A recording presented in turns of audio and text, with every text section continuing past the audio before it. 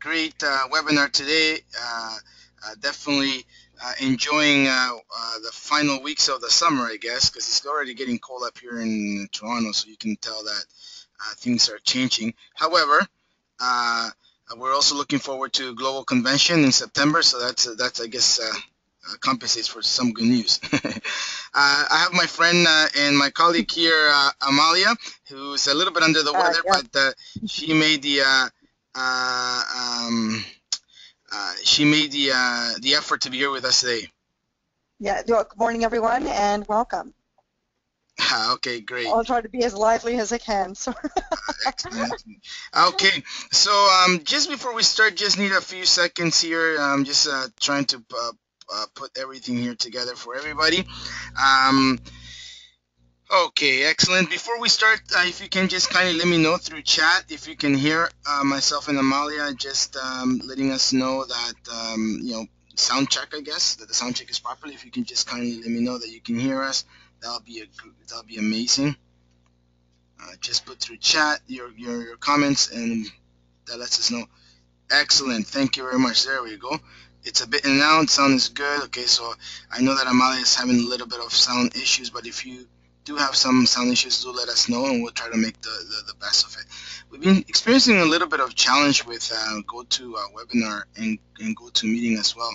So hopefully we won't have that challenge today. Excellent. So let's move on. We're going to have our latest news and articles today. Plus, we have a special ALM announcement to the WSI community. We'll leave that to the end.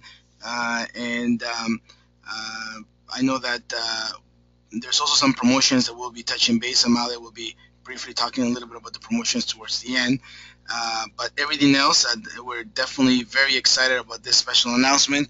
Working very tightly with already NIC to make sure that this development and this new project becomes a success, and we'll keep you posted as well throughout the next few weeks. So I'll let you know once we get there. I'll keep a little bit of excitement in the air. Excellent. Well, to start off, today, basically, recently Google has been acquired. Now, that may sound as a shock to everybody. As a matter of fact, Google's co-founders, Larry Page and Sergey Brin, did not sell the company. What they've actually done is they've created a new organization or a new company called Alphabet. What a name. And basically, via Alphabet now becomes a parent company of Google. And Alphabet's mostly a collection of companies, the largest of which will be, of course, obviously Google. But what they wanted to do was really focus on new initiatives. And as you know, they have different efforts such as life sciences, and which work on projects such as the glucose sending contact lenses, and Calico, focus on longevity. They saw that under the umbrella of Google, things couldn't be kept up, so they wanted to expand and I guess streamline the organization overall. And there has been a lot of positive reactions to this move, and also some concerns, mainly positive, a little bit surprising in the fact that they've done that. But just to let you know, I mean, Google will remain the same. There's no changes to it. It's just that now the parent company is going to be called Alphabet. I don't know about the name, Alphabet, but it looks like they researched it, and it was the best way to move forward. Page will become CEO of this new company, Alphabet, and Sergey Brin will become the president. So they are really, really expanding. It's all about expansion for them, and now Google will be under the umbrella. And I'll give more details in the next few slides. Another key thing that I'll talk about is actually Sundar Pichai, who was a former senior VP of Android, Chrome, and Apps at Google, has taken over as Google CEO. Again, part of the overall strategy where Larry Page and Sergey Brin are not going to be focusing on the day-to-day activities for Google, probably perhaps as board of directors or just advising at a top level. But the steering wheel now will belong to Sundar, and it's exciting times for him, and he does have a bit of a track record. I'll share a little bit about that with you. I think that it will impact long term in a positive way our industry, as he does bring a lot of good ideas, and definitely will continue to expand Google. as well as as their dominance. I don't know if that's positive, but just wanted to let everybody know. And the Alphabet, Alphabet, the company Alphabet, will be replacing Google as a traded entity in the stock market. So all Google shares will be converting to Alphabet stock, and I'll also share some of that in a little while. What happened, the reaction in the market about that. But just wanted to let you know that that's important news. So what will happen now under this new company? Well, Google will retain control of at least these business units. And again, something that could change in the future, but under the new CEO, basically search, so Google search, ads, maps, apps, YouTube, and Android, as well as some specified technical infrastructure, will remain under Google, right? Under the umbrella of Google. Part of Alphabet.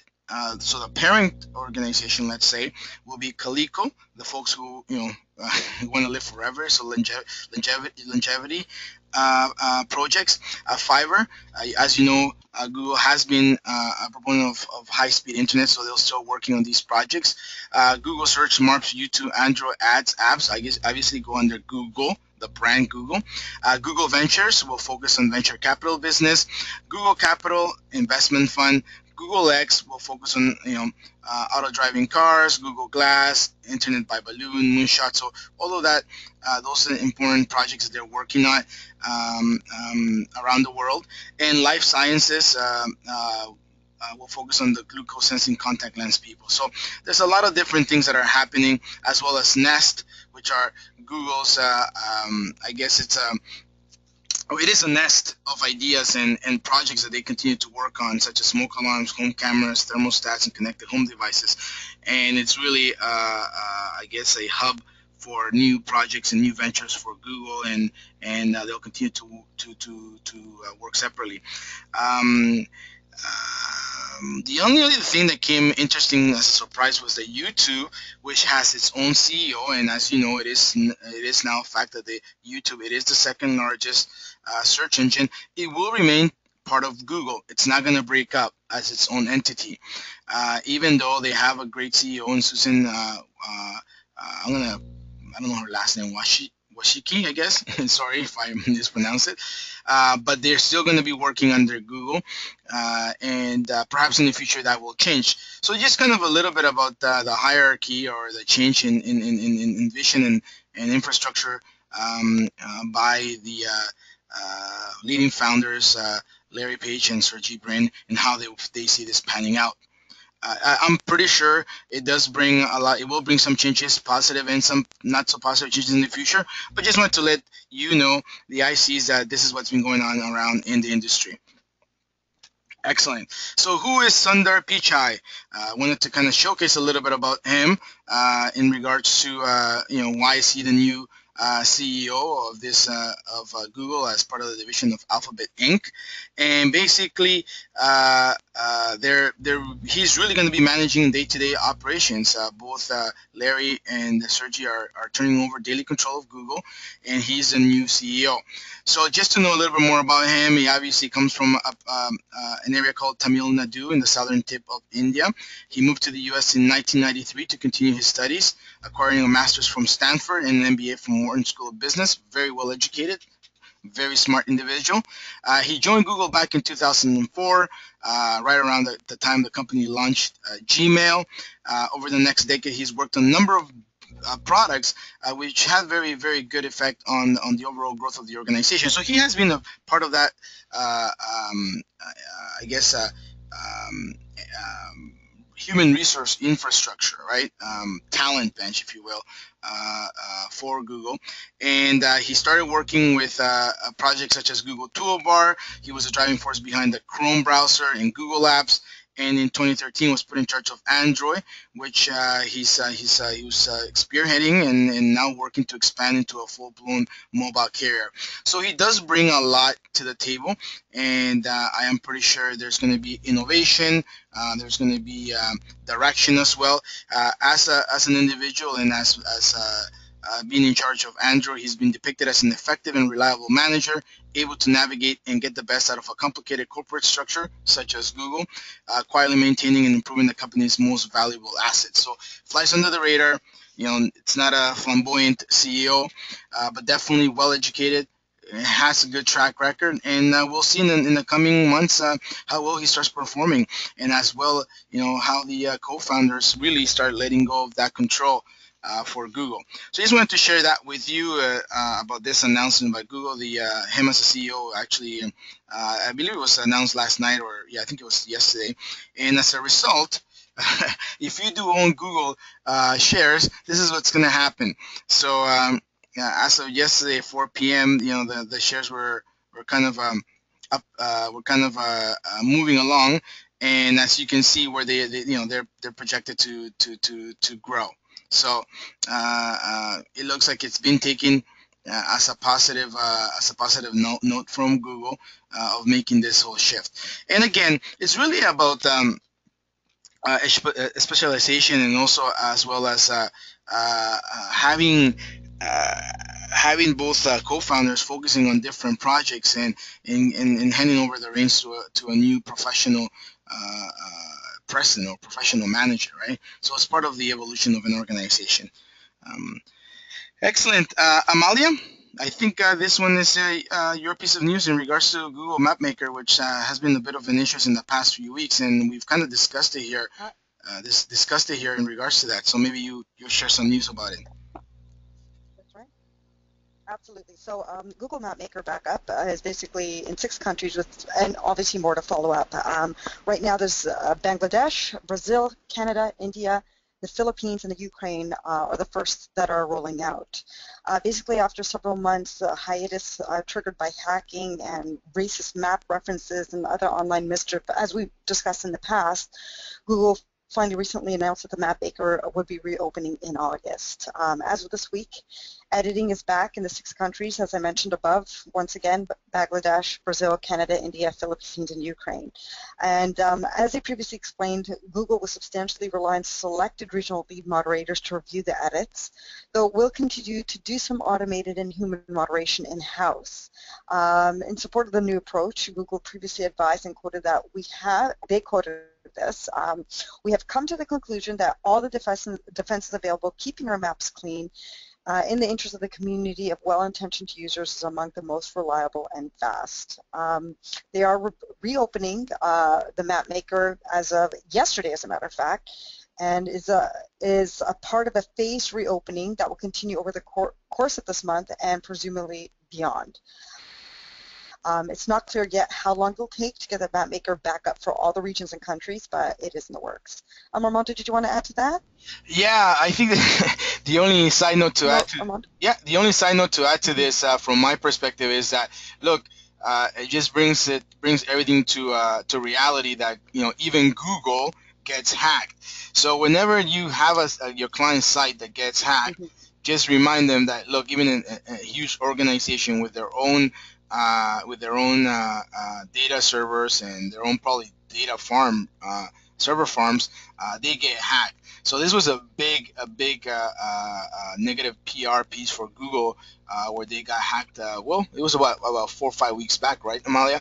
And all of a sudden, Mapmaker, which is a very important tool for them, was actually shut down, right?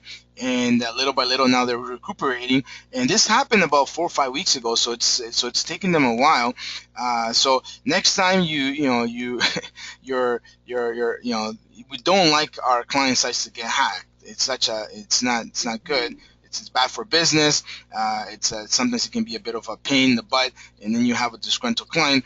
But just to let you know that even almighty Google gets hacked. So just keeping it into perspective. And even when they get hacked, okay, things don't go back to normal in the next day. Like it's taken Google so many weeks to get this program back up and running, and even today they only have as Amalia mentioned, only a few countries up and running: Bangladesh, Brazil, Canada, India, Philippines, and Ukraine. So again, that was my side note. That's right. The other thing interesting about this is that there's still going to be, which is a good thing, is that they're still using human moderation in house. So some of the editing, I guess, rights or editing permissions and abilities are still automated, but there is some human intervention for this. And I know that we've experienced a bit of and that's why it probably explains that we've experienced a bit of an issue with Google Maps in the past weeks. So I would imagine if it's tied to this. But anyhow, that's only my thoughts on the issue on this piece of news. But the great thing is that they're back up in 6 countries. Yeah, exactly. Thank you so much for your feedback. Okay. The next article we have in hand, Armando? Yeah, perfect. Thank you. Basically, it is Microsoft Translator app comes to iOS and Android with wearable support. I am actually excited about this because I use it all the time. So Microsoft launches a new mobile app for real-time translation to complete with Google's Translate app. Microsoft has released the Microsoft Translate app for iOS and Android, which begins them in a tight competition with Google right now because actually I use Google as on a regular myself. But anyway, so it's in tight competition with them, and it has just recently come out. The big noticeable difference is that the Microsoft enabled the features for both platforms' wearable products for Apple Watch and Android Wear. The iOS app for the iPhone offers a way to both speak and type your words, while the Apple Watch only offers the speak to translate option. So not all languages will talk back to you with the translation, just keep that in mind. For example, just to give you an example, speaking in English and asking to translate in Spanish, it will read it back in Spanish translation, which is great. However, just keep in mind it's not available in all languages. For example, it's not available in Hebrew, but there are, I believe, 50 languages are currently covering, 30 to 50 I believe it is, and the app supports languages such as Arabic, Bosnian, Bulgarian, Catalan, Croatian, you name it. You see all the language availabilities there. Italian, Spanish, German. Basically, it does support 30 to 50 of these languages listed. Google Translate is similar in that it does not currently offer the speech-to-translate function in their supported text-to-translate options, so this is a differentiation, which I think a lot of people will love. And I just basically provided some examples of what it would look like on the ISO screenshots if you take a look there. Okay. Armando, did you want to add to that? No, no. I think this is great. Personally, I guess I got to get in tune with Yeah, technology. I love it. Yeah, I don't have any. I'm like the worst consumer for this stuff. So even to try to get me to change my phone took a while, and people kept asking me how come I hadn't changed my phone, and I don't know.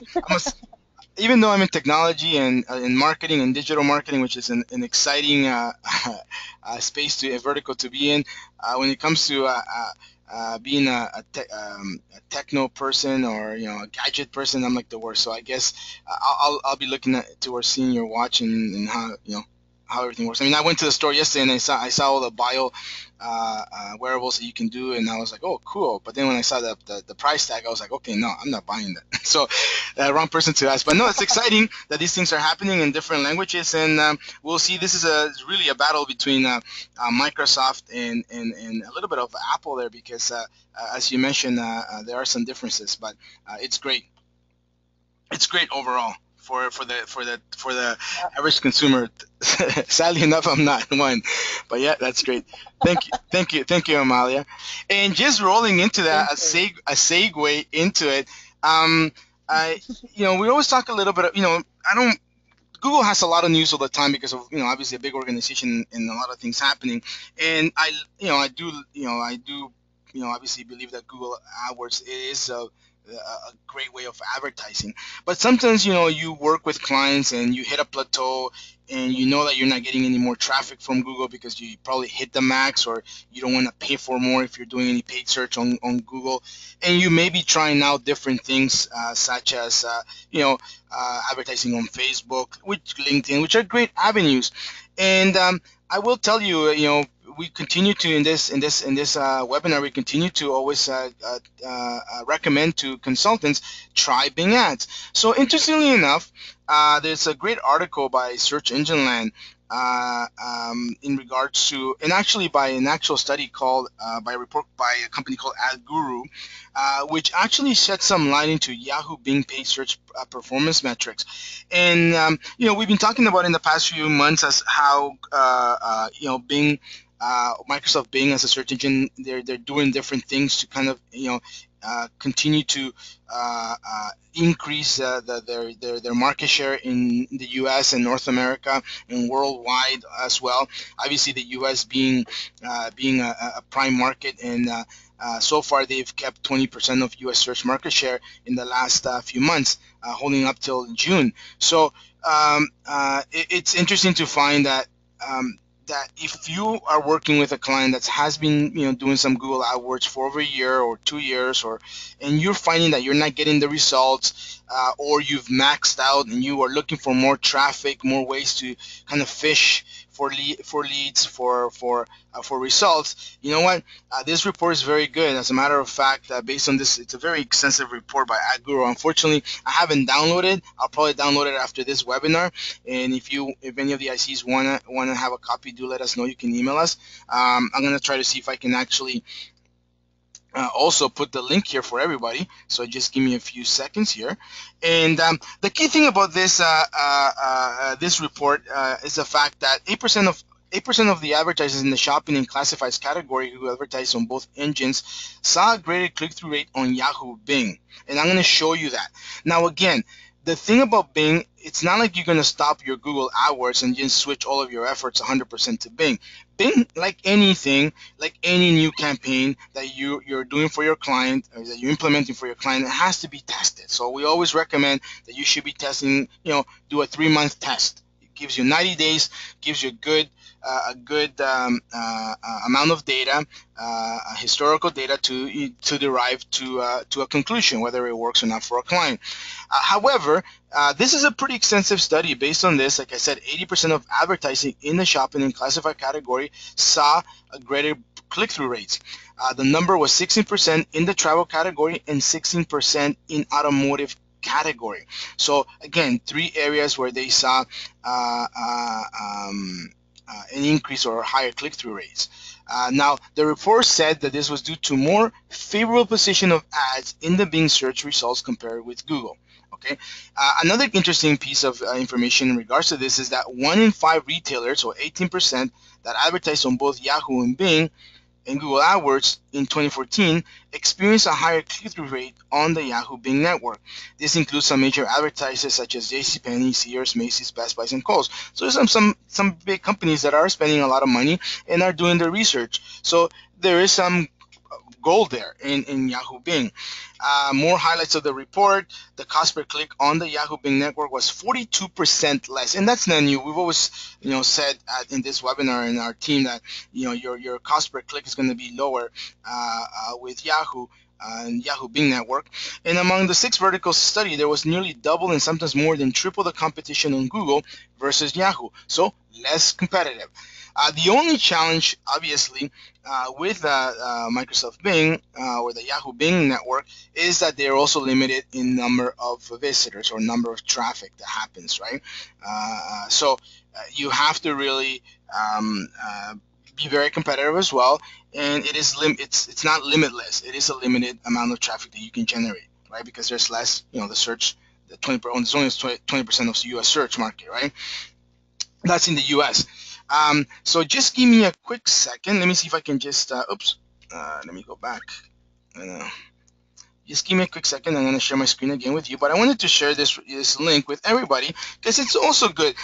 Sometimes your clients may not believe in Bing, and if you arm yourself very, very, and this is what this part of this, what these webinars are, is really to help you, the IC, provide you with as much information as possible to arm yourselves also in a sales perspective capacity to educate your client, right? So this report would definitely shed some light into it. And it's if let's say you've been trying to get your client to try something new and they are very they don't want to do it, they're resisting the idea, well, have a look at this. For example, I just talked about some of the advertisers. You can see here in this report graph where, for example, JCPenney, Sears, Macy's, Best Buy, Kohl's, QVC, Kmart, Shutterfly, Cabela's, and HP.com are advertising on both Yahoo and AdWords, and you can definitely see the click-through rate being higher with Yahoo by nature, right? It has to do with their demographic, right? So whereas in some cases it's about 1 point better click-through rate in the Yahoo Bing, in other cases it could be almost actually more than double, right? In the case of Best Buy, they see a double click-through rate, right? So 114%. Right. In the other side, when we're looking at pricing, and this is only for retail, so I'm going to give you this example for retail. In this example, for example, you can see that JCPenney cost per click, for their keywords on average was probably about zero point 0.2 cent, point or 20 cents, whereas in Google it's 75. Obviously, more competition, right? The bidding is higher, so you can definitely see that there is a 72% or 73% less cost in Yahoo Bing, right? And again, these are some stats that you can find. I mean, obviously, this is one being one of the highest ones, but there is if you are using the Yahoo Bing network, the cost per click and click-through rate seem to be more favorable. Again, the only challenge is that you also, after you maximize or you optimize this medium, then you know what, you have to go somewhere else to find more traffic. In the travel industry, again, look, hotels.com, Southwest.com, Hotwire. So the big companies are doing it. That tells us something, right? They are advertising. And again, you'll see the click-through rate to be, in some cases, well, double, almost double. Southwest did experience a double, pretty much almost a double. Travelocity again, you're seeing trends and pricing again to be more economical. The cost per click on the Yahoo Bing network, right? So it's definitely something that we recommend that you should be looking into and testing it out, right? Because it may not work for everybody. This is another industry, the auto industry, highly competitive. I would actually call it a bit of a hyper competitive. So again, what they've done. So in regards to this, so as you can see right now, here, you're looking at a higher click-through rate with the Yahoo Bing network versus AdWords. Okay, very similar results, and also interestingly enough, you can also see the difference in pricing, right? So again, if you haven't thought about Bing, or you've have a look at it and make sure you can test them out. Excellent. So moving forward, just wanted to talk about an excellent article, blog post by our friend Neil Patel. Oh, sorry, I think I put the wrong link in here in regards to where it is. But as you know, Neil Patel actually started his own blog, and I'm always reading his blogs because they have a lot of great information, provide a lot of great information and insight. And you, like anything, you have to review it and just make your own interpretation. And sometimes he does come up with some really good articles and very helpful tips, right? So I do give him that.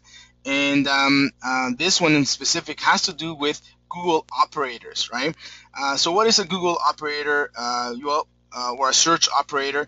Basically, search operators help you and when you have punctuation to get more specific search results, right? So, maybe you're looking for something in specific and you're using, a broad match or an exact match. You'll use a open and close colon, for example. So, you want to use these operators when you're doing some research as an SEO or content marketing. You're doing some research for your clients, competition, etc. He has 9 essential Google operators, and I thought this article was very interesting because it provided a lot of information. And I'm not going to share all 9 because there's a lot of them, but I'm going to share some of the tricks that he did that I thought it'd be cool. Sometimes ICs ask me, how do you do this? How do you do that? Well, you know what? With this article that he wrote, this blog post, you pretty much get some really good tricks of the trade.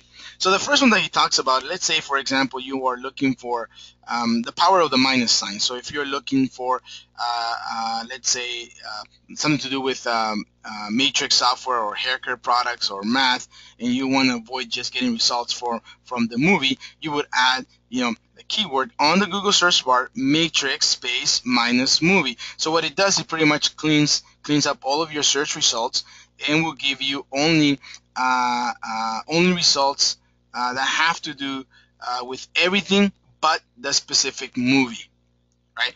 So it does definitely come very handy if you're looking to avoid getting results for a specific genre or a movie or book or etc., right? If you're doing anything in content marketing, right? And it's a popular term, right? So if you're looking at avoiding specific terms, all you have to do is in the Google search box, right? Sorry, search bar. Just put matrix space minus the keyword. So that's one of them, and this is one of the initial ones that he talks about.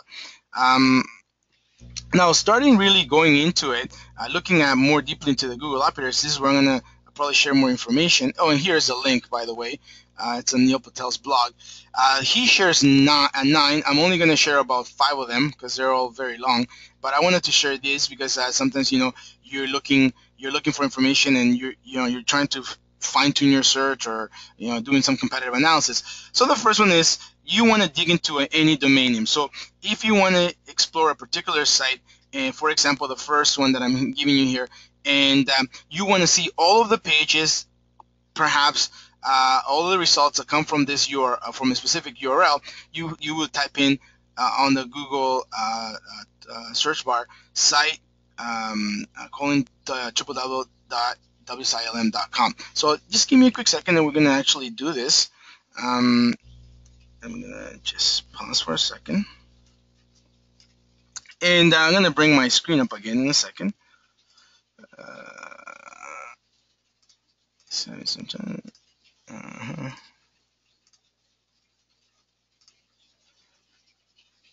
okay, so if I type in here at the top, I'm here in my search bar, site www.wsilm.com.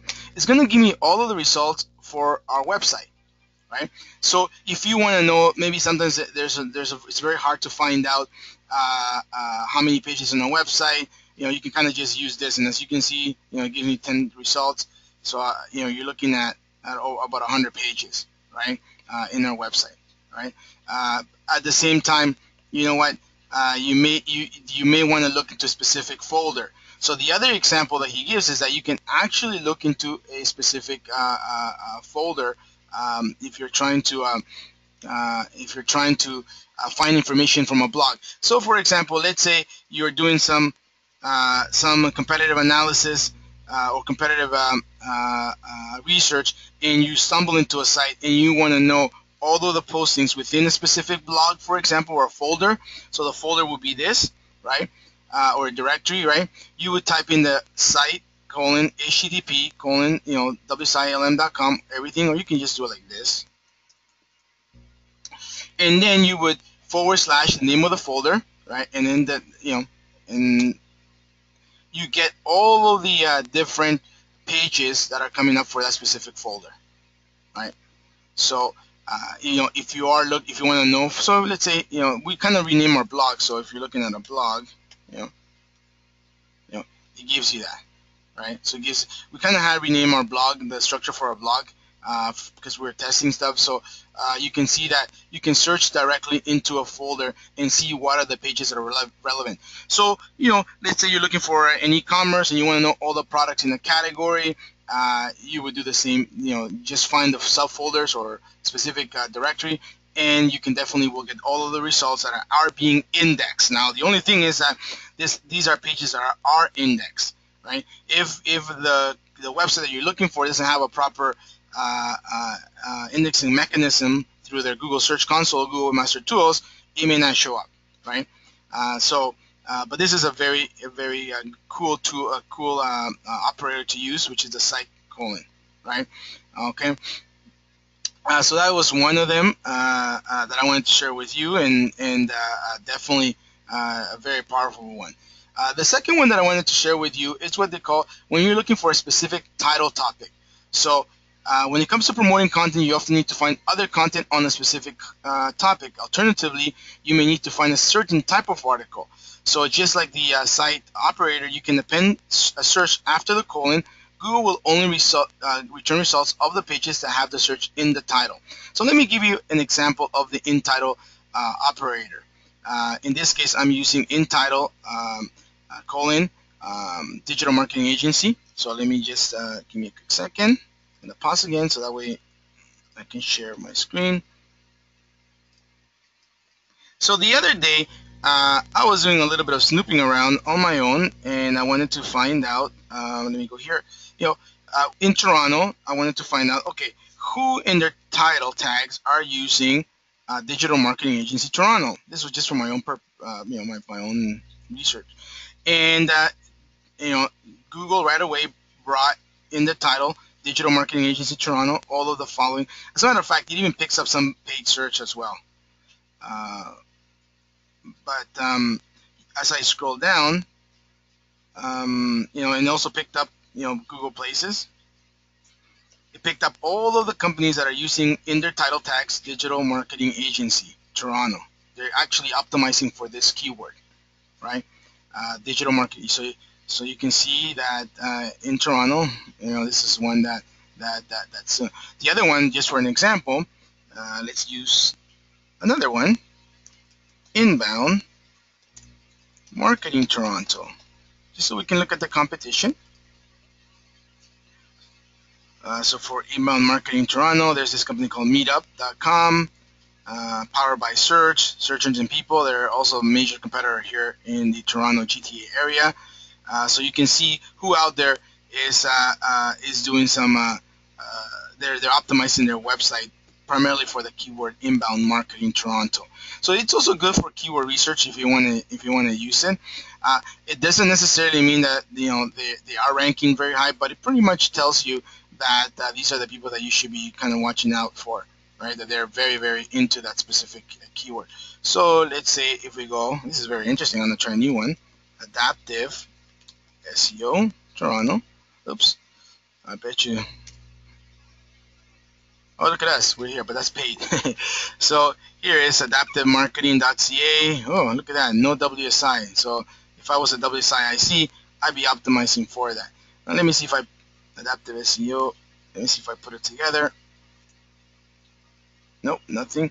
What about if I do this? Yeah, nobody's. So there's an opportunity. So let's say we want to find, I don't know, email marketing, San Francisco. Let's go. It kind of tells you all the companies that are, or all the results that are coming out in title, right? Email marketing. Okay. So again, it's a very, very, very good way of uh, um, a good way for you to start doing some competitive analysis as well, competitive research. Sorry. So great, great tool to use. I'm gonna press pause so I don't for a second. Just give me a quick second. I'm gonna go back to my screen here. Uh, and then, sorry, I'm not gonna go into full community mode because I'm gonna be doing more examples. The other one is what they call footprints, and footprints are really when you're tracking down link building footprints. These are common words or phrases that appear on pages. For example, footprints for sites that accept guest posts. So, guest posting is very good if you're using reliable, reputable blog sites, right? We do get a lot of questions in regards to guest posting, and you do have to do your research. Don't just start guest posting in any website that allows you to do so. So, with this in URL, you can also find something like guest post by or submit guest posts for or guest post written by. So let me give you an example in this one. I'm going to go back. I'm going to switch gears a little bit here. So in title, so if I was trying to looking for guest blogging or guest posting, oops, oh look at that. Oh, okay, this is something new and unexpected, and let's just do it. That's kind of cool. I don't know what that is, but okay. I hope I don't have a virus. Okay, so here we go. That was very interesting. Maybe because I'm logged in into my own Google account. So in URL, submit guest post. So here, it will tell me anything that has to do with submitting a guest post. What are these sites that I can kind of look at. So the good thing, the cool thing about it is that you take it even a step further. And right now I'm showing my screen. Let me pause it for a second. You can even take it a step further if you do a more precise search. So for example, you want to know, okay, I want to submit a guest post to in a marketing website, right? Or So this will kind of tell you, okay, look, oh, look at this, contentmarketingup.com, writing portfolio, submit guest posts, submit guest posts, so you want to engage your readers, so you can actually do some guest posting. So let's say, you have a client in the plumbing, in plumbing, for example, right? So here, look, these guys are accepting guest posting for plumbing. Again, be very, very wary where you want to make sure they're a reputable company, a reputable website. But it does kind of give you a list. Even look, a list from Forbes, right? So let's try a different. I want to be posting. I want to be a guest post. I want a guest blogger for, let's say, mobility, mobile security. Very specific niche. Look at this one. Mobilitaria.com, submitted guest post, tech clicker. So it gives me a whole list of websites that I can start now reviewing, and make a list of places where I potentially want to have my clients' blog be featured, right? Or content. So very interesting also operator that you can use. I'm going to share the link once I'm done, but I kind of wanted to go through that with you. Let me try another one. Quick second here. The other one that I kind of like was, let's say you're doing some research for a specific country, even for guest country, like even for country specific, which is going to be very important. So, for example, he talks about this one, grass-fed-beef-in-url.ca. So it's going to search all of the .ca websites and what's coming up first, right? So you see, these are powerful sites that have good SEO authority because they're coming up first. So again, grass-fed-beef-in-url.ca. So I want to say digital marketing again, just to test it. I want to know all of the sites that are doing digital marketing with a .ca domain name, so in Canada, right? So again, it gives me a number of websites, Sherpa Marketing, Kickpoint.ca, Metric Marketing. So if I want to switch it a little bit more, and I say, okay, I'll go back to my initial one that I asked you for, which is Digital Marketing Toronto with a .ca, because I'm in Canada. I'm only want to focus in Canada. Oh, okay, look at that. It's coming up again. My computer network, initial traffic. I gotta go double check that. So again, it gives me all of the sites very similar to before that are .ca, right? So if my client has a .ca site, you know what? Let's do this. I have another client who is interior design decorator, interior designer, and let's put this in Oakville, which is a city outside of Toronto. Put this. It's gonna give Oakville. Let's see. So it gives me. So it definitely tells us all of the people that are using the .ca domain name extension. Sorry. So again, you can use this for various different purposes. It's a very interesting tool or operator to use, and definitely, when you want to prepare for a meeting, a sales meeting, or you're doing some competitive analysis for your new client or your existing client, this is a good operator to find out information about for a specific domain. So let's see something, and I believe it does it for multiple languages. Because I am bilingual, let me see here. I'm going to look for a plumber in Spanish. And I'm looking at CL. This is a Chile. I'm not from Chile, but I know that's a. So look, it gives me all of the ones that are in Chile in URL, plumber. Right. So it is also a multilingual tool as well. Okay. Or let's say mx.com.mx.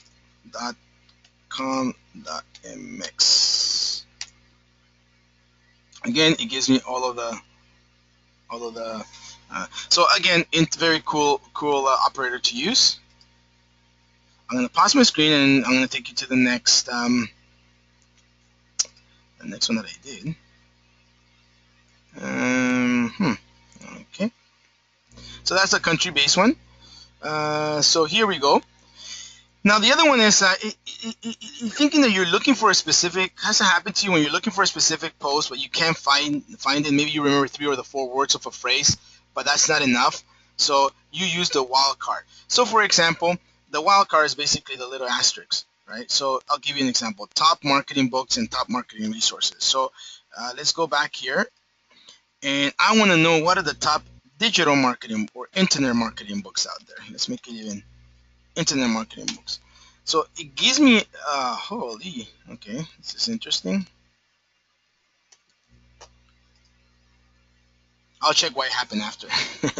So it gives me all of the results that have to do with marketing books. Now in this case, I don't know what I'm getting the web marketing, but apparently it's supposed to give me a good. Let me see if I go like this. If I put it a little bit closer, it's supposed to give me all of the marketing books. So this is what the asterisk does. So for example, you are looking at top. What was the other example that I had here? Give me a quick second. The other example that I had was, oh, okay. Do you know how sometimes you're looking for a resource or a research and you can't find it and you're looking for resources? So this was a good one. Top internet marketing resources. You can break best marketing resources. So it gives you all of the results based on the marketing resources. Now you can actually do digital marketing.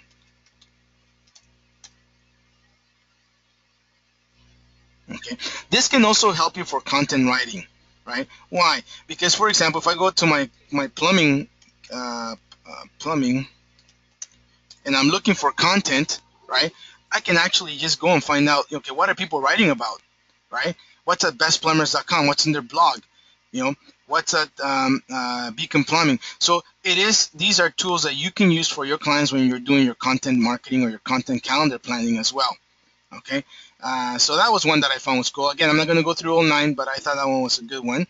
And not to bore you, but the last one that I'm going to do, actually, there's two more, is a cache. So if you are looking at, you want to look at websites,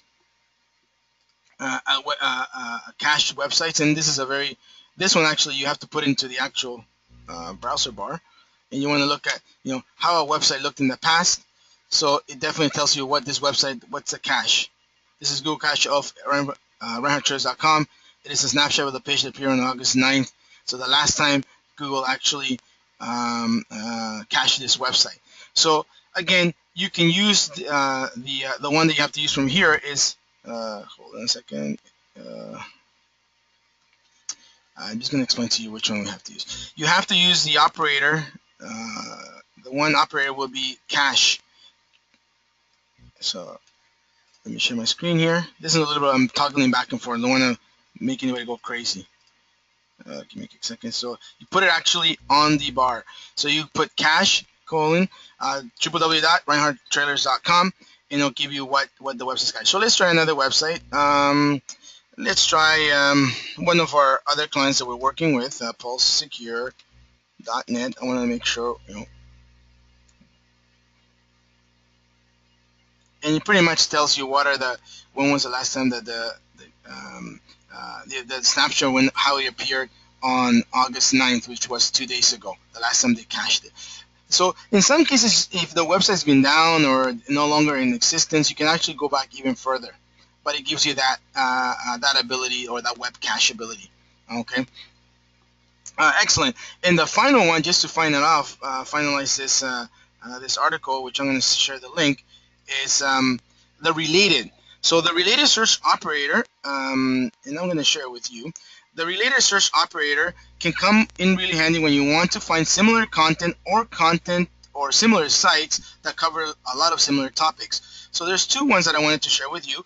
If, let's say, you are looking for websites that are related to QuickSprout. As you know, QuickSprout used to be, it's still active. It's Neil Patel's one of Neil Patel's sites, and they do have a lot of information. And let's say I want to actually, let me go home here.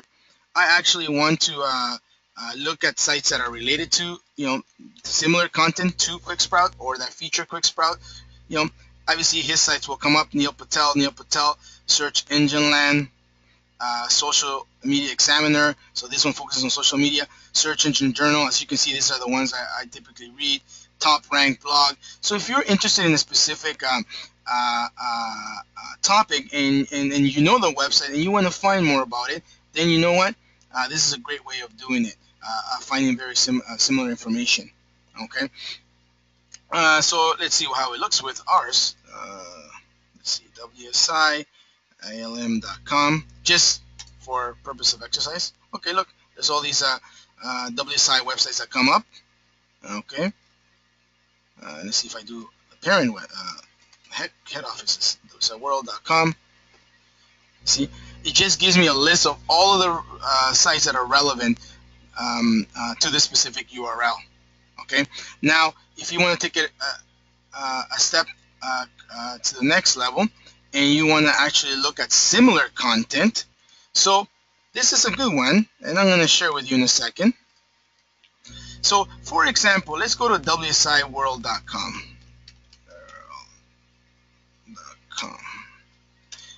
And I'm reading through this this website, and I believe if I can find the blog, here it is. So this is a webinar, iPodcast. I believe this is a blog post, right? So, and let me see if I'm sharing my screen. I am sharing my screen. So I like this article, and I want to find more about it, right? I want to find more on growing leads and sales with marketing automation, which, by the way, was a very good article by Head Office. And all I would have to do is put in related to this, all right? And it's going to give me all of the websites that are somewhat related to this topic or to this specific blog post, right? So definitely a great idea, if a great operator, if you're looking for what to write for your client. So you just go to your competitor, right? Go to a competitor, find out specific content that you think, so that you believe it's a good blog post, and then just type in the related, and it's going to give you all of the ones that are pretty much very similar, right? So again, let me put another quick sample. Just let me see if I can get through this one. These are some of the. This is a specific dealer that we're working with here in Toronto, and we're doing their SEO and their. So let me see. They're having some challenges with their blog. So I hope I can. Okay. So look at this one. So here I'm the competition, and I noticed that these guys are talking about the 2015 Volkswagen Golf, and I want to know, okay, is that a hot topic right now? Like what? Like I don't want to sound. I want to copy this theme, but I want to see who else is writing about it. Oh, so there isn't really. For this one, there isn't really. Okay, that didn't work as planned. Let me try a different one quickly before we go. Let me go a little bit.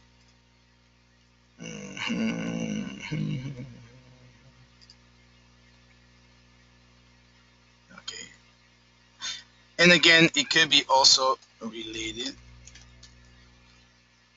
It's not giving me. So sometimes it may not work. So just let me just press pause here to find out that I'm doing this properly. Yeah, I am doing it properly. So maybe these blog posts, there's not a lot of material related to what I'm looking for. But again, it can be a tool that you can use, kind of like how I use it for WSI. But again, these are operators that you can use for your website. And here is a blog post. I'm going to share it with you, and definitely would recommend that everybody read it. Some of them are very good, and they're gold nuggets. And if you want the official one from Google, and this is a very good page because it actually gives you all of the meanings for punctuations, how everything works. If you're looking to find any social tags, prices, etc.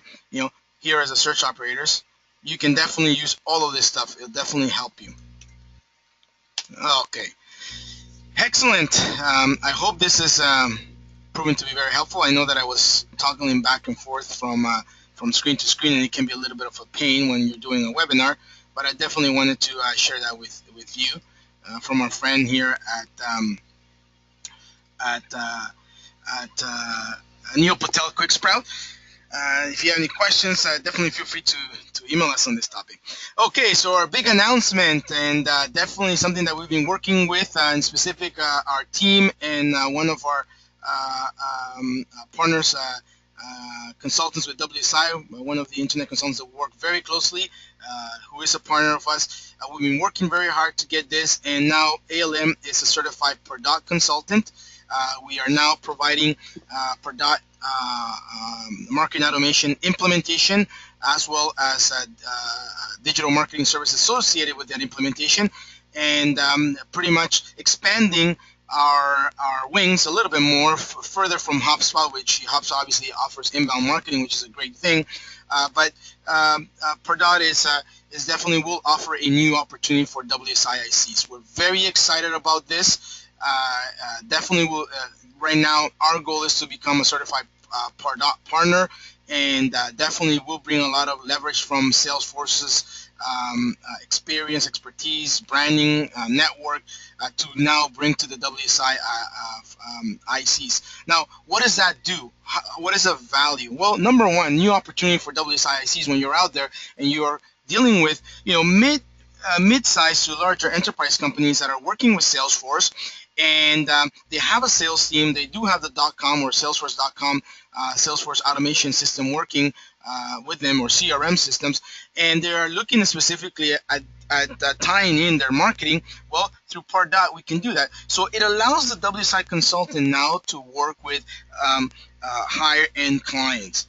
And that's an area that we've been focusing on the past year. Is really going for higher end consulting. Yes, WSI focuses on business, small, medium-sized companies, SMBs, but I know there's a huge number of a large number of ICs that are come from corporate enterprise world, and they want to go after bigger accounts.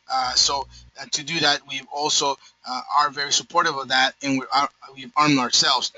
Obviously, these projects are very different. There's going to be more news to come in the next few weeks, and also a global convention in September, but we're very excited. So what is Pardot? It's basically a B2B marketing automation. So if you are getting demand generation type of requests from B2B clients, enterprise clients, well, Pardot is basically the B2B marketing automation by Salesforce. As a matter of fact, Salesforce acquired Pardot, I think it was about a year back.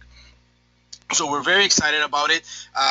Marketing automation works to automate marketing communication programs. Really what it does, it ties in marketing and sales teams. They can definitely work together. They can automate and optimize lead generation and nurturing programs from initial prospect contact through the entire sales process. Whereas HubSpot is really all about inbound marketing.